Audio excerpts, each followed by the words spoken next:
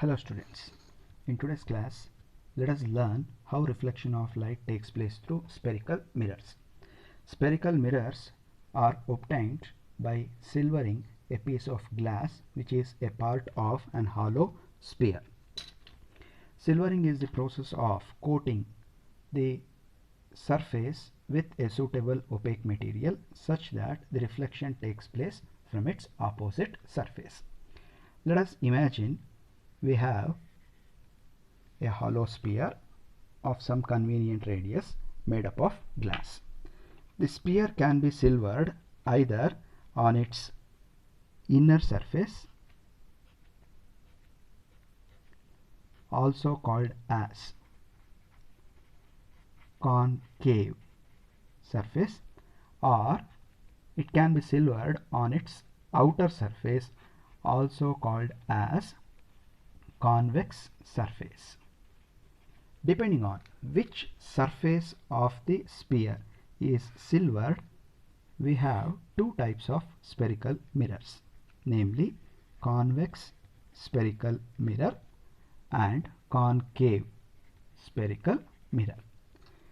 Convex spherical mirrors are obtained by silvering the inner surface or the concave surface such that the reflection takes place from its outer surface. Similarly, the concave spherical mirrors can be obtained by silvering its outer surface or the convex surface such that the reflection takes place from its concave surface.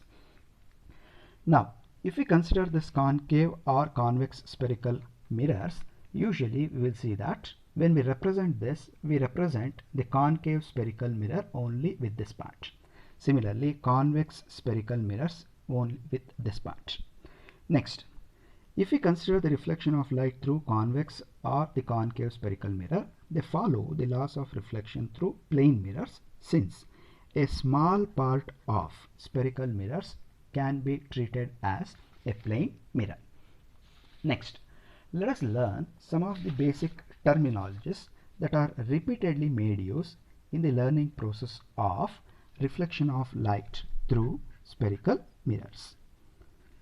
So to start with, first let us consider that we have a concave spherical mirror. So you can complete the sphere. Same way, we have a convex spherical mirror, so you can complete the sphere. So as we have seen, in case of concave spherical mirror, outer surface will be silvered such that the reflection takes place from its inner surface, whereas convex spherical mirror, you will see that inner surface will be silvered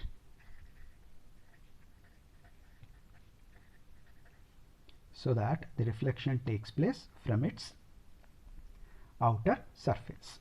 First, we have something called as aperture. Aperture of the spherical mirror is the area of the mirror available for reflection. So the area of the mirror available for reflection is referred as the aperture of the given spherical mirrors. Next, we have pole. Pole is the geometric center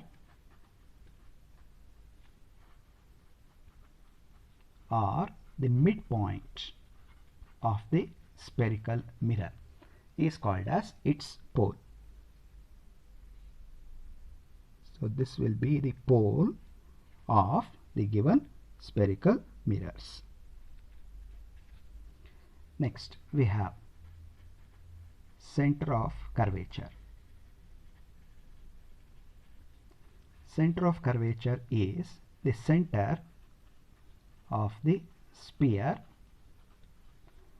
of which the given mirror forms a part. So you can see that if we imagine the hollow sphere with its center, so this will be the center of the sphere of which the given mirror forms a part. Similarly, the center of curvature of a convex spherical mirror will be like this. Next, we have radius of curvature.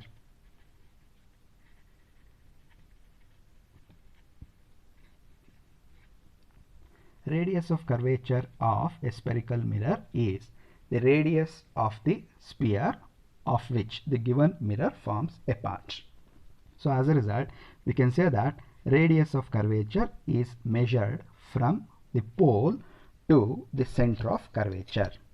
So the distance measured from pole to the center of curvature is nothing but its radius of curvature. So that we can write radius of curvature to be equal to Cp. Next, we have principal axis.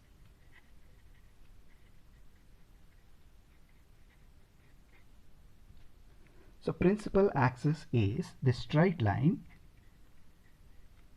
passing through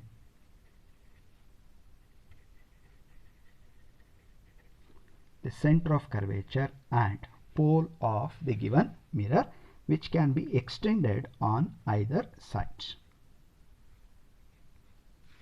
So this will be the principal axis drawn to the spherical mirrors. Next, we have normal. So first, let us understand the method of drawing the normal to the spherical mirrors. Let us consider we have a ray of light which is incident parallel to the principal axis such that the point at which it strikes the mirror is referred as the point of incidence. Same way, in case of a convex spherical mirror, consider a ray of light which strikes the mirror at a point called as the point of incidence. Now, in this case, the normal drawn will be such that first we need to draw a tangent to the sphere or the spherical mirror at the point of incidence.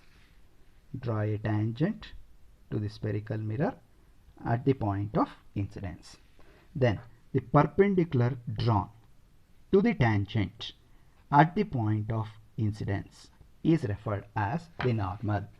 The perpendicular drawn to the tangent at the point of incidence is the normal drawn. So you can observe here, if the normal drawn to a spherical mirror is extended, it will always pass through its center of curvature. So if the normal drawn is extended, it will always pass through its center of curvature. As a result, in simple, we say that normal drawn is the straight line passing through the center of curvature and point of incidence. Next, we have principal focus.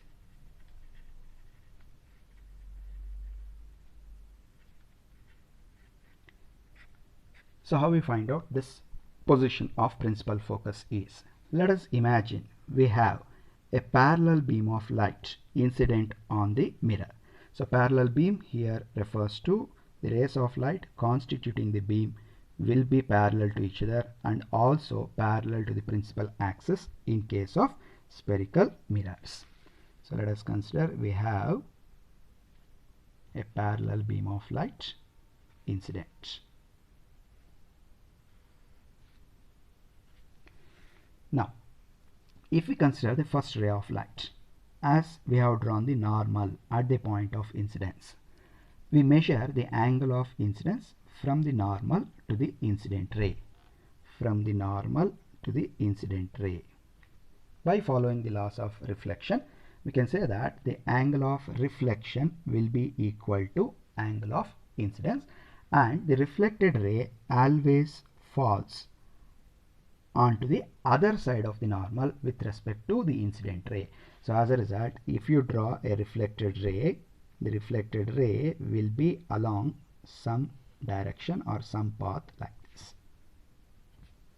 Same way, if you consider the convex spherical mirror, and if you draw the reflected ray by following the laws of reflection, it will be along some direction like this. Next, consider the second ray, which is incident along the principal axis.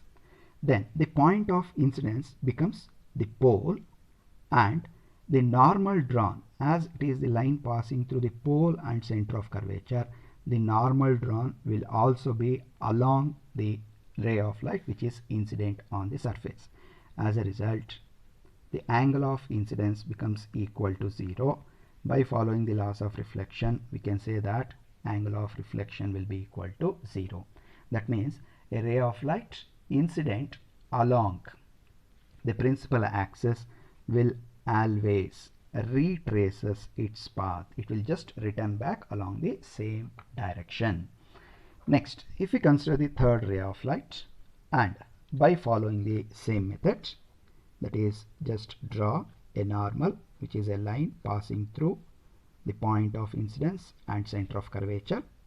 By following the laws of reflection, if you trace the reflected ray will be somewhere along this in case of concave spherical mirrors, whereas in case of convex spherical mirror, following the same method, that is by drawing the normal at the point of incidence, and if you trace the reflected ray will be somewhere along this direction. Now we can see that in case of concave spherical mirror, the reflected rays after reflection from the concave mirror will meet at a point on the principal axis, which is called as its focus, principal focus. Same way, in case of convex spherical mirror, you can see that the reflected rays will not actually meet at a point. In such situation, the method followed is we will try to back produce the reflected rays, or we extrapolate the reflected rays in the reverse, backward direction. So if you extrapolate the reflected rays in the backward direction, you can see that these reflected rays appear to diverge from a single point on the principal axis, which is referred as its focus. So as a result, remember, whenever you have a parallel beam of light incident on the spherical mirrors, after reflection, the reflected rays converges to a point on the principal focus in case of concave mirror, and the reflected rays appear to diverge from a point in case of convex spherical mirror. Such a point is referred as its principal focus. Next, we have focal length. Focal length is the distance of the focus measured from its pole,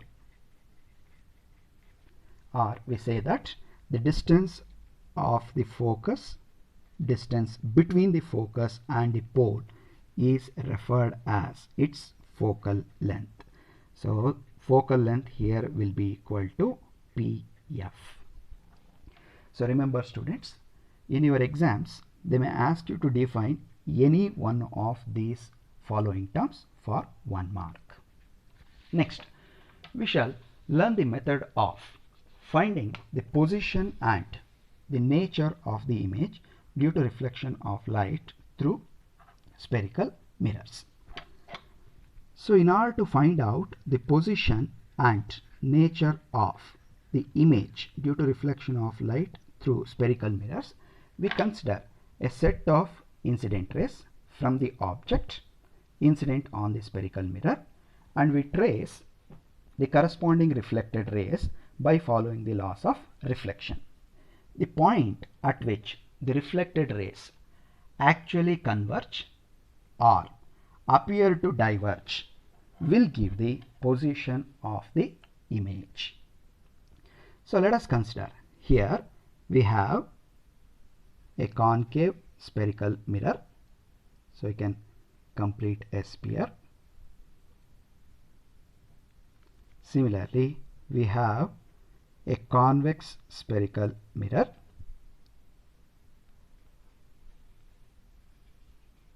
You can complete a sphere. Now, so remember, from now, whenever you try to draw the concave or the convex spherical mirrors, so we'll see that first you need to show the silvering part. In case of concave spherical mirrors, the outer surface will be silvered such that reflection takes place from its concave or the inner surface. Whereas in case of convex spherical mirror, the inner surface will be silvered so that the reflection takes place from its outer surface. Now, so as and when you draw the concave or the convex spherical mirror, first your work is to mark its center or center of curvature. Then you need to mark its pole, which is nothing but the geometric center, and you need to draw the principal axis.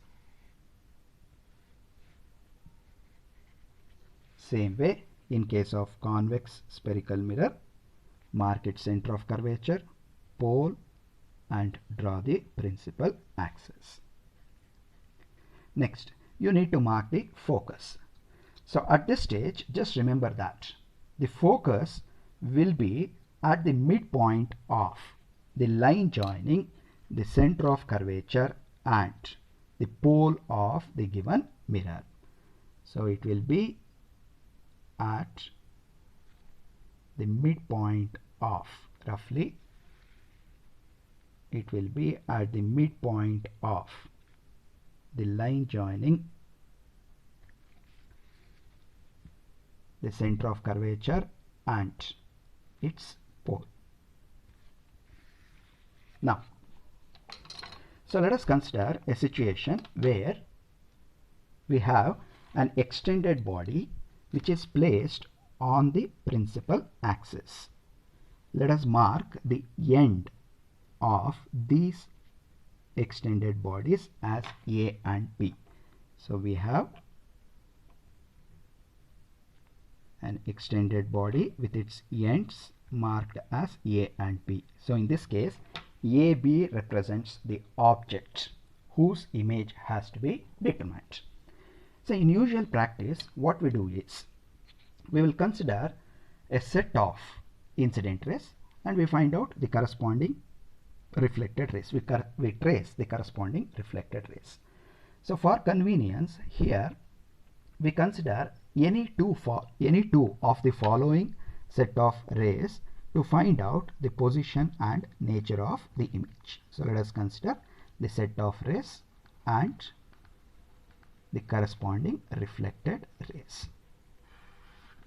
So first, here we consider a ray of light which is incident parallel to the principal axis. So let us consider the end A of the object and draw, that is, a ray of light which is incident parallel to the principal axis. Same way in case of convex spherical mirror,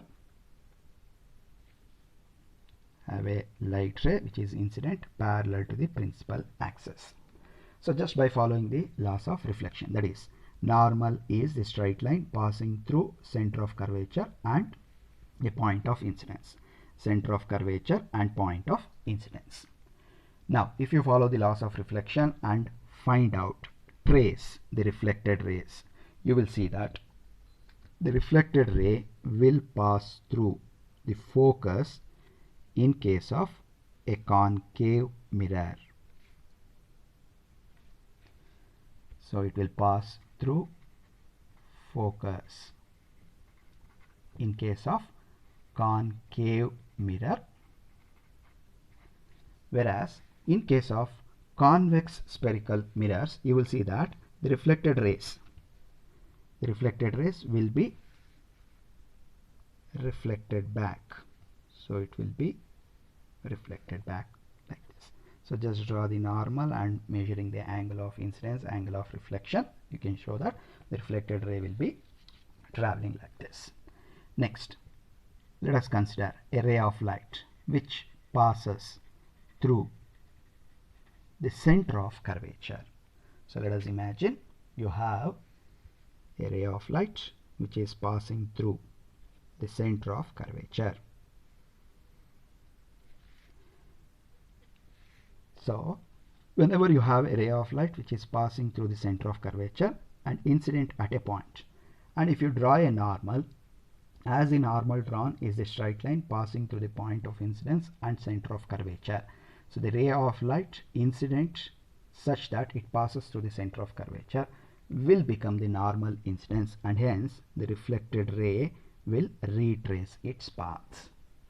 Whereas in case of convex spherical mirrors, you can see that when you consider a ray of light which passes through the center of curvature, by the time the light reaches the center of curvature, it gets reflected from the mirror so that it retraces its path. So it will be retracing its path somewhere like this.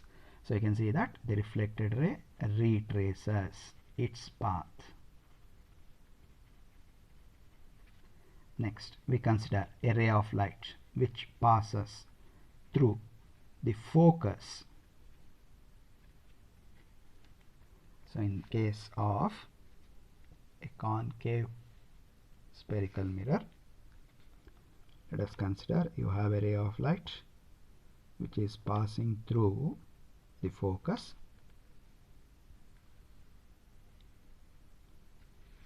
Same way in case of convex spherical mirror, so we have a ray of light somewhere incident such that it passes through the focus. Now if you have a ray of light passing through the focus, you will see that after reflection the reflected ray will be parallel to the principal axis. Same way you can see that in case of convex spherical mirror, the reflected ray will be parallel to the principal axis.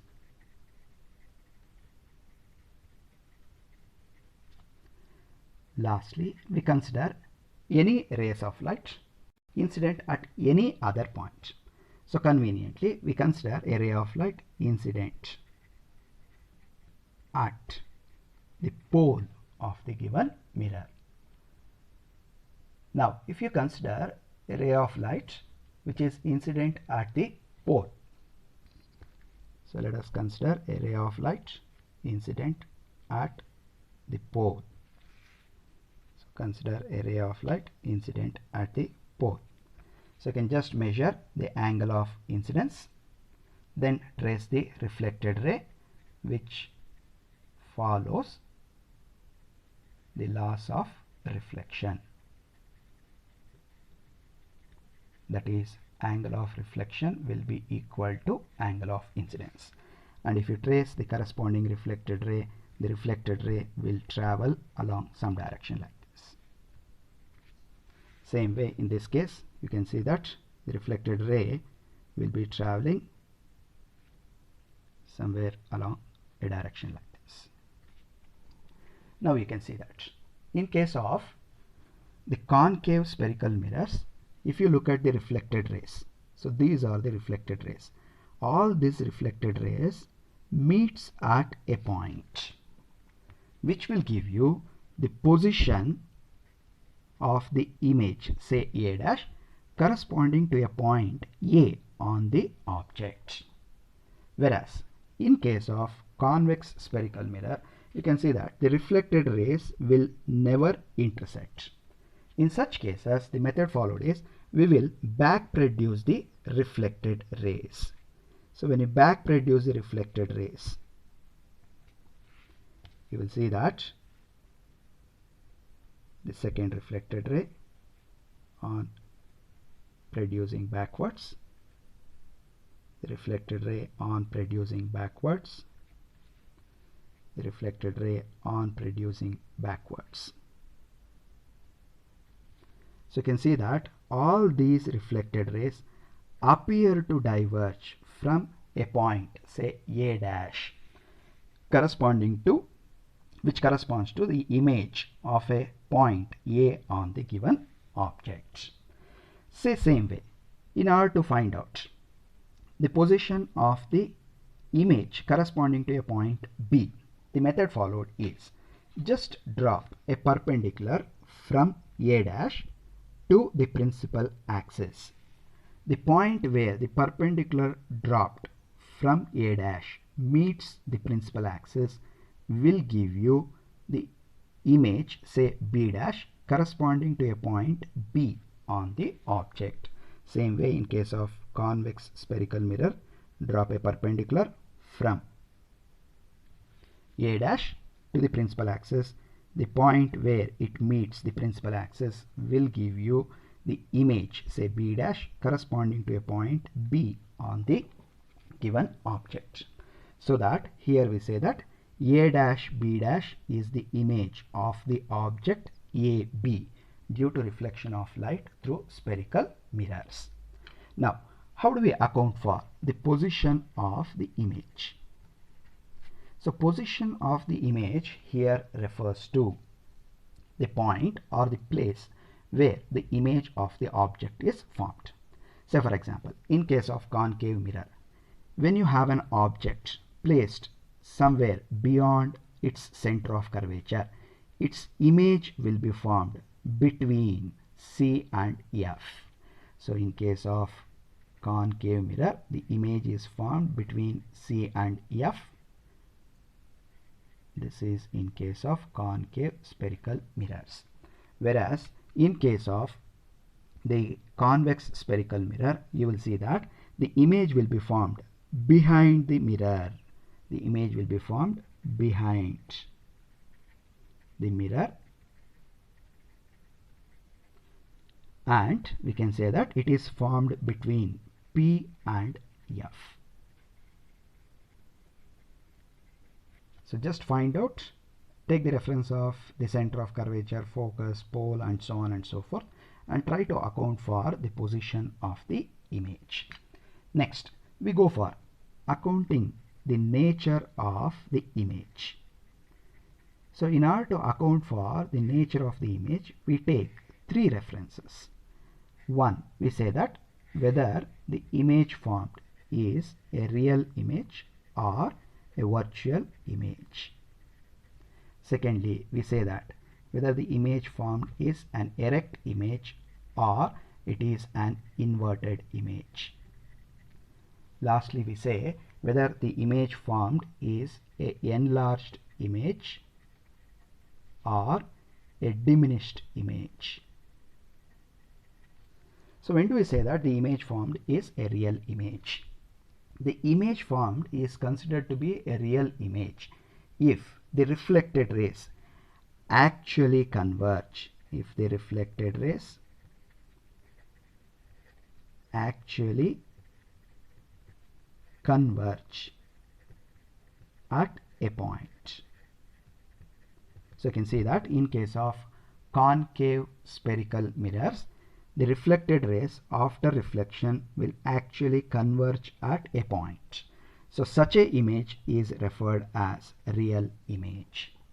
Whereas if the reflected rays appear to diverge from a point, such a image is considered to be a virtual image. So observe the case of convex spherical mirror. The reflected rays are appearing to diverge from a point. So such a image is referred as virtual image.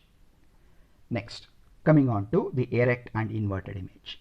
The image of an object is considered to be erect if it is formed on the same side of the principal axis with reference to the object, then the image is considered to be erect. Here you can see that in case of convex spherical mirror, the image formed will be on the same side of the principal axis with reference to the object.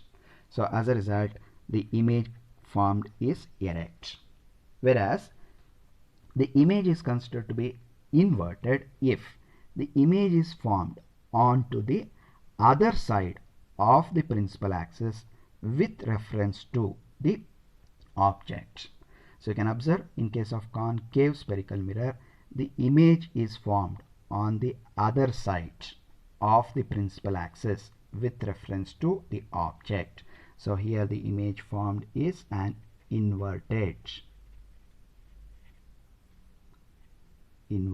image is formed. So it is same side of principal axis with reference to the object. It is on the other side of the given principal axis with reference to the object. Next, coming on to enlarged and diminished image. Let us consider in this case the size or the height of the object to be equal to HO, whereas the size of the image to be equal to HI. So here AB is taken to be height of the object. Similarly, A dash B dash is taken to be equal to height of the image in both the cases. So we say that the image is enlarged if the height of the image or size of the image is greater than the size of the object. Similarly, the image is considered to be diminished if the height of the image is less than the height of the object. So in this case, you can observe that the size of the image is smaller in comparison with the object in both the cases. As a result, the image formed in these cases is a diminished image. So remember students, whenever we need to account for the nature of the image, we have to say whether the image formed is a real image or a virtual image, or image formed is an erect or an inverted, or it is enlarged or diminished.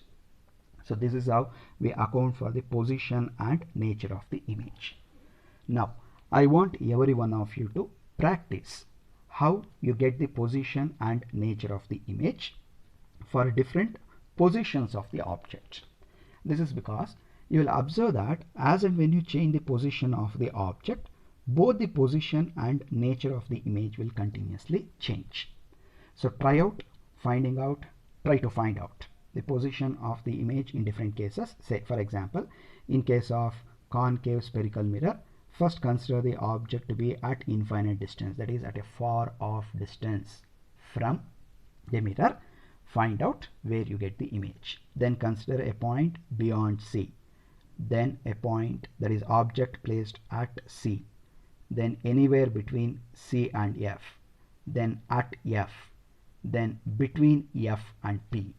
Find out the corresponding position and nature of the image. Whereas in case of convex spherical mirror, you will have only two possibilities, like the object may be at infinite distance or the object may be placed anywhere in front of the mirror. So you will find out the positions of the image and also try out the method of finding out the position and nature of the image due to reflection of light through plane mirrors. So today we shall stop here. In the next class we shall go for the other part. Thank you students.